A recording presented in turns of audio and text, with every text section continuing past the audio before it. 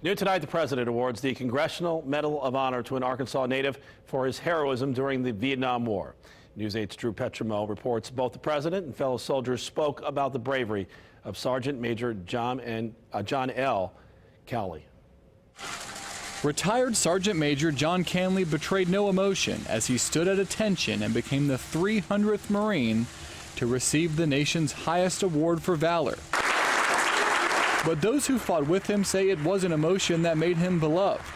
It was leadership. John's fellow Marines have described him as a Marine warrior, and I can see it, who is bigger than life and beyond the reach of death. In early 1968, in the Battle of Hue during the Vietnam War, Canley repeatedly risked his life to save fellow soldiers after they were surrounded.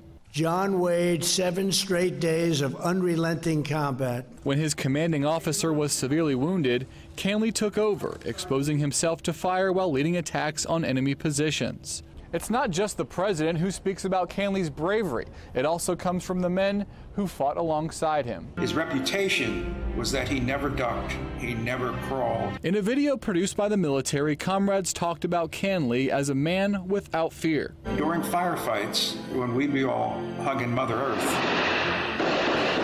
he'd be standing up directing us. They say that bravery saved the lives of countless men. All of us, the lieutenant included, literally worship the ground that he walks on.